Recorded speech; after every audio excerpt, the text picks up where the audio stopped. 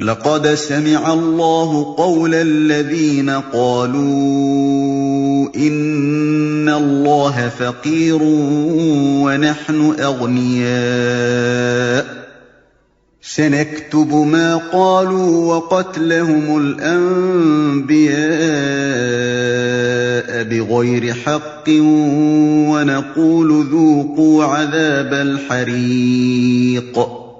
اللہ نے ان لوگوں کا قول سنا جو کہتے ہیں کہ اللہ فقیر ہے اور ہم غنی ہیں، ان کی یہ باتیں بھی ہم لکھ لیں گے، اور اس سے پہلے جو وہ پیغمبروں کو ناحق قتل کرتے رہے ہیں وہ بھی ان کے نامہ اعمال میں ثبت ہے۔ اللہ نے ان لوگوں کا قول سنا جو کہتے ہیں کہ اللہ فقیر ہے اور ہم غنی ہیں۔ یہ یہودیوں کا قول تھا۔ قرآن مجید میں جب یہ آیت آئی کہ من ذا الذی یقرض اللہ قرضا حسنا، ترجمہ اس کا ہے کون ہے جو اللہ کو اچھا قرض دے، تو اس کا مذاق اڑاتے ہوئے یہودیوں نے کہنا شروع کیا کہ جی ہاں اللہ میاں مفلس ہو گئے، اب وہ بندوں سے قرض مانگ رہے ہیں، معاذ اللہ۔ ذلك بما قدمت أيديكم وأن الله ليس بظلام للعبيد۔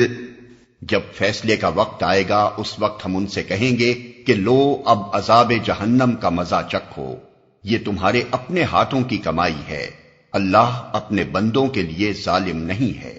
الذين قالوا إن الله عهد إلينا ألا نؤمن لرسول حتى يأتينا بقربان تأكله النار قل قد جاءكم رسل من قبلي بالبينات وبالذي قلتم فلم قتلتموهم إن كنتم صادقين۔ جو لوگ کہتے ہیں اللہ نے ہم کو ہدایت کر دی ہے کہ ہم کسی کو رسول تسلیم نہ کریں جب تک وہ ہمارے سامنے ایسی قربانی نہ کرے جسے غیب سے آ کر آگ کھا لے، ان سے کہو تمہارے پاس مجھ سے پہلے بہت سے رسول آ چکے ہیں جو بہت سی روشن نشانیاں لائے تھے اور وہ نشانی بھی لائے تھے جس کا تم ذکر کرتے ہو، پھر اگر ایمان لانے کے لیے یہ شرط پیش کرنے میں تم سچے ہو تو ان رسولوں کو تم نے کیوں قتل کیا؟ بائبل میں متعدد مقامات پر یہ ذکر آیا ہے کہ خدا کے ہاں کسی قربانی کے مقبول ہونے کی علامت یہ تھی کہ غیب سے ایک آگ نمودار ہو کر اسے بھسم کر دیتی تھی۔ قضات باب 6 آیت 20 اور 21، باب 13 آیت 19 اور 20۔ نیز یہ ذکر بھی بائبل میں آتا ہے کہ بعض مواقع پر کوئی نبی سوختنی قربانی کرتا تھا اور ایک غیبی آگ آ کر اسے کھا لیتی تھی۔ اخبار باب 9 آیت 24، تواریخ باب 7 آیت 1 اور 2۔ لیکن یہ کسی جگہ بھی نہیں لکھا کہ اس طرح کی قربانی نبوت کی کوئی ضروری علامت ہے، یا یہ کہ جس شخص کو یہ معجزہ نہ دیا گیا ہو وہ ہرگز نبی نہیں ہو سکتا۔ یہ محض ایک من گھڑت بہانہ تھا جو یہودیوں نے محمد صلی اللہ علیہ وسلم کی نبوت کا انکار کرنے کے لیے تصنیف کر لیا تھا۔ لیکن اس سے بھی بڑھ کر ان کی حق دشمنی کا ثبوت یہ تھا کہ خود انبیاء بنی اسرائیل میں سے بعض نبی ایسے گزرے ہیں جنہوں نے آتشی قربانی کا یہ معجزہ پیش کیا اور پھر بھی یہ جرائم پیشہ لوگ ان کے قتل سے باز نہ رہے۔ مثال کے طور پر بائبل میں حضرت الیاس علیہ السلام ایلیاہ تشبی کے متعلق لکھا ہے کہ انہوں نے بال کے پجاریوں کو چیلنج دیا کہ مجمع عام میں ایک بیل کی قربانی تم کرو اور ایک کی قربانی میں کرتا ہوں، جس کی قربانی کو غیبی آگ کھا لے وہی حق پر ہے۔ چنانچہ ایک خلق کثیر کے سامنے یہ مقابلہ ہوا اور غیبی آگ نے حضرت الیاس علیہ السلام کی قربانی کھائی، لیکن اس کا جو کچھ نتیجہ نکلا وہ یہ تھا کہ اسرائیل کے بادشاہ کی بال پرست ملکہ حضرت الیاس کی دشمن ہو گئی اور وہ زن پرست بادشاہ اپنی ملکہ کی خاطر ان کے قتل کے درپے ہوا اور ان کو مجبوراً ملک سے نکل کر جزیرہ نمائے سینا کے پہاڑوں میں پناہ لینی پڑی۔ سلاطین باب 18 و 19۔ اسی بنا پر ارشاد ہوا ہے کہ حق کے دشمنوں تم کس منہ سے آتشی قربانی کا معجزہ مانگتے ہو؟ جن پیغمبروں نے یہ معجزہ دکھایا تھا انہی کے قتل سے تم کب باز رہے؟ فَإِن كَذَّبُوكَ فَقَدْ كُذِّبَ رُسُلٌ مِّن قبلك جاءوا بالبينات والزبر والكتاب المنير۔ اب اے محمد، اگر یہ لوگ تمہیں جھٹلاتے ہیں تو بہت سے رسول تم سے پہلے جھٹلائے جا چکے ہیں جو کھلی کھلی نشانیاں اور صحیفے اور روشنی بخشنے والی کتابیں لائے تھے۔ كل نفس ذائقة الموت وإنما توفون أجوركم يوم القيامة فمن زحزح عن النار وأدخل الجنة فقد فاز وما الحياة الدنيا إلا متاع الغرور۔ آخر کار ہر شخص کو مرنا ہے اور تم سب اپنے اپنے پورے اجر قیامت کے روز پانے والے ہو۔ کامیاب دراصل وہ ہے جو وہاں آتش دوزخ سے بچ جائے اور جنت میں داخل کر دیا جائے، رہی یہ دنیا تو یہ محض ایک ظاہر فریب چیز ہے۔ یعنی اس دنیا کی زندگی میں جو نتائج رونما ہوتے ہیں انہی کو اگر کوئی شخص اصلی اور آخری نتائج سمجھ بیٹھے اور انہی پر حق و باطل اور فلاح و خسران کے فیصلے کا مدار رکھے تو در حقیقت وہ سخت دھوکے میں مبتلا ہو جائے گا۔ یہاں کسی پر نعمتوں کی بارش ہونا اس بات کا ثبوت نہیں ہے کہ وہی حق پر بھی ہے اور اسی کو اللہ کی بارگاہ میں قبولیت بھی حاصل ہے، اور اسی طرح یہاں کسی کا مصائب و مشکلات میں مبتلا ہونا بھی لازمی طور پر یہ معنی نہیں رکھتا کہ وہ باطل پر ہے اور مردود بارگاہ الہی ہے۔ اکثر اوقات اس ابتدائی مرحلے کے نتائج ان آخری نتائج کے برعکس ہوتے ہیں جو حیات ابدی کے مرحلے میں پیش آنے والے ہیں، اور اصل اعتبار انہی نتائج کا ہے۔ لَتُبْلَوُنَّ فِي أَمْوَالِكُمْ وَأَنفُسِكُمْ وَلَتَسْمَعُنَّ مِنَ الَّذِينَ أُوتُوا الْكِتَابَ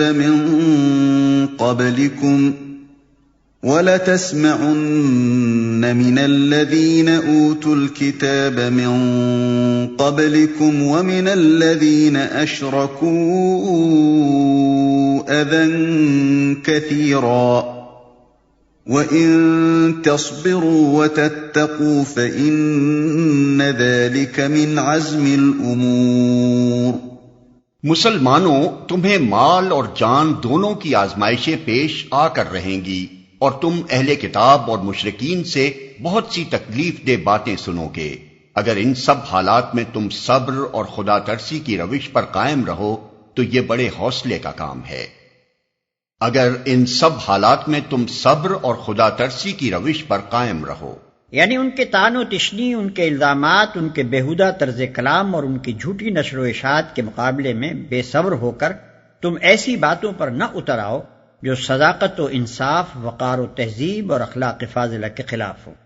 وَإِذْ أَخَذَ اللَّهُ مِيثَاقَ الَّذِينَ أُوتُوا الْكِتَابَ لَتُبَيِّنُنَّهُ لِلنَّاسِ وَلَا تَكْتُمُونَهُ فَنَبَذُوهُ وَرَاءَ ظُهُورِهِمْ وَاشْتَرَوْا بِهِ ثَمَنًا قَلِيلًا فَبِئْسَ مَا يَشْتَرُونَ۔ ان اہل کتاب کو وہ عہد بھی یاد دلاؤ جو اللہ نے ان سے لیا تھا کہ تمہیں کتاب کی تعلیمات کو لوگوں میں پھیلانا ہوگا، انہیں پوشیدہ رکھنا نہیں ہوگا، مگر انہوں نے کتاب کو پس پشت ڈال دیا اور تھوڑی قیمت پر اسے بیچ ڈالا۔ کتنا برا کاروبار ہے جو یہ کر رہے ہیں، انہیں پوشیدہ رکھنا نہیں ہوگا۔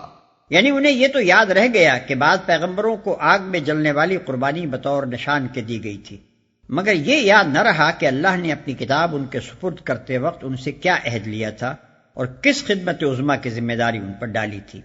یہاں جس عہد کا ذکر کیا گیا ہے اس کا ذکر جگہ جگہ بائبل میں آتا ہے، خصوصاً کتاب استثناء میں حضرت موسیٰ علیہ السلام کی جو آخری تقریر نقل کی گئی ہے اس میں تو وہ بار بار بنی اسرائیل سے عہد لیتے ہیں کہ جو احکام میں نے تم کو پہنچائے ہیں انہیں اپنے دل پر نقش کرنا، اپنی آئندہ نسلوں کو سکھانا، گھر بیٹھے اور راہ چلتے اور لیٹتے اور اٹھتے ہر وقت ان کا چرچا کرنا، اپنے گھر کی چوکھٹوں پر اور اپنے پھاٹکوں پر ان کو لکھ دینا۔ باب 6 آیت 4 اور 9۔ پھر اپنی آخری وصیت میں انہوں نے تاکید کی کہ فلسطین کی سرحد میں داخل ہونے کے بعد پہلا کام یہ کرنا کہ کوہ ایبال پر بڑے بڑے پتھر نصب کر کے تورات کے احکام ان پر کندہ کر دینا، باب 27 آیت 2 اور 4۔ نیز بنی لادی کو تورات کا ایک نسخہ دے کر ہدایت فرمائی کہ ہر 7ویں برس عید خیام کے موقع پر قوم کے مردوں، عورتوں، بچوں سب کو جگہ جگہ جمع کر کے یہ پوری کتاب لفظ بلفظ ان کو سناتے رہنا۔ لیکن اس پر بھی کتاب اللہ سے بنی اسرائیل کی غفلت رفتہ رفتہ یہاں تک بڑھی کہ حضرت موسیٰ علیہ السلام کے 700 برس بعد ہیکل سلیمانی کے سجادہ نشین اور یروشلم کے یہودی فرمانروا تک کو یہ معلوم نہ تھا کہ ان کے ہاں تورات نامی بھی کوئی کتاب موجود ہے۔ سلاطین باب 22 آیت 8 اور 13۔ لا تحسبن الذين يفرحون بما أتوا ويحبون أن يحمدوا بما لم يفعلوا فلا تحسبنهم بمفازة من العذاب ولهم عذاب أليم۔ تم ان لوگوں کو عذاب سے محفوظ نہ سمجھو جو اپنے کرتوتوں پر خوش ہیں اور چاہتے ہیں کہ ایسے کاموں کی تعریف انہیں حاصل ہو جو فی الواقع انہوں نے نہیں کیے ہیں، حقیقت میں ان کے لیے دردناک سزا تیار ہے۔ ایسے کاموں کی تعریف انہیں حاصل ہو جو فی الواقع انہوں نے نہیں کیے ہیں۔ مثلاً وہ اپنی تعریف میں یہ سننا چاہتے ہیں کہ حضرت بڑے متقی ہیں، دیندار اور پارساں ہیں، خادم الدین ہیں، حامی شرع متین ہیں، مصلح و مزکی ہیں، حالانکہ حضرت کچھ بھی نہیں۔ یا اپنے حق میں یہ ڈنڈورا پٹوانا چاہتے ہیں کہ فلاں صاحب بڑے ایثار پیشہ اور مخلص اور دیانتدار رہنما ہیں اور انہوں نے ملت کی بڑی خدمت کی ہے، حالانکہ معاملہ بالکل برعکس ہے۔ وَلِلَّهِ مُلْكُ السَّمَاوَاتِ وَالْأَرْضِ وَاللَّهُ عَلَى كُلِّ شَيْءٍ قَدِيرٌ۔ زمین اور آسمان کا مالک اللہ ہے اور اس کی قدرت سب پر حاوی ہے۔